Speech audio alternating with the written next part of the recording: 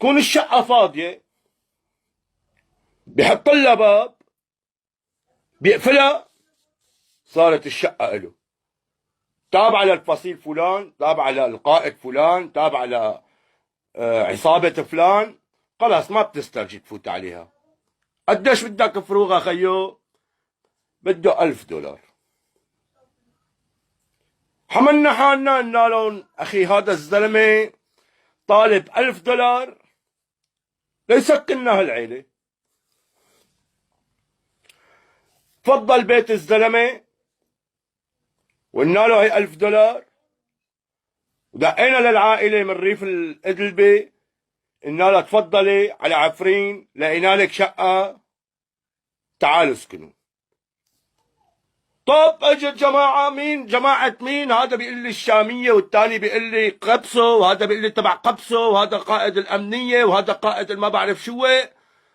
طب حمل لك كم مرة فوت لي اياهم على قلب الشقة. خير ان شاء الله، كله خير. جينا لعند الزلمة، قلنا له حبيبنا اجت العائلة بدها تسكن، يلي اشترينا لها البيت، والعائلة بالشارع، والأفنديين فوتوا عائلة على قلب البيت، شو نساوي؟ قال أنا بعتك. شلون يعني أنت بعتني؟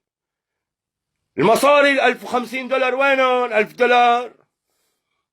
هن $1050 لأنه في 50 كوميسيون راحت. لك شغلة بدي أحكي مشان تصل الرسالة بحق وبحذافيرها، وأنا مسؤول عن كلامي، ومين فضى الشقة، ولمين دفعنا، وكل شيء أنا عندهم مني. قال راح المصاري عليك.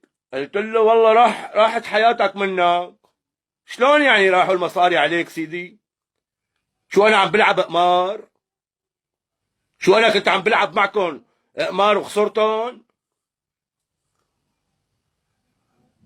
مالي حاضر حدا أخي، والله هي صفحة عامة، فوت اعمل متابعة وإعجاب فيها لحتى تصير بقلبها. هاي جديدة ساويناها على راسي كل الشباب. بدنا نحكي الرسالة إخواتي مشان تصلكم بحق اللي عم بيحصل.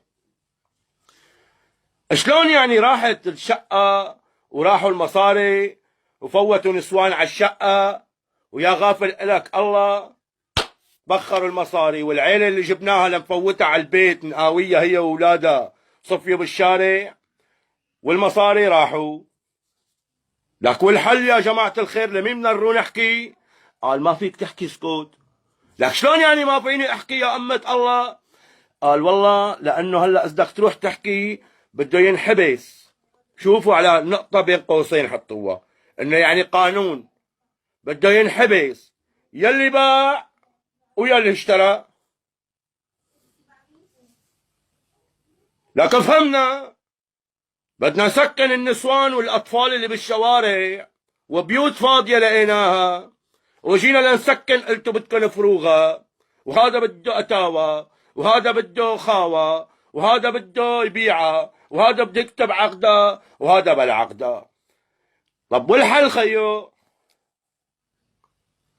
يعني هي العالم دبان قدامكم لسه، كل واحد مشكل لي عصابة وجاي يلعب بهالشعب. هذا بكبوه من البيت بفوتوا بداله عيلة بتخصهم، وهذا بيقيموه بستوه بده فروغ ليفوتوا على البيت، وهذا بيحط لي بابه بيقفل الشقة بده $3000 و2000 و1000 ليخلي عائلة تفوت تسكن فيها، وهذا حط لي ايده على 200 300 مكتبة بيسعوا 200 300 عيلة، ما رضي يفوتهم لانه بده الدعم من المنظمة لايده، وهو يسكن العيال وهو يحط يفرشون.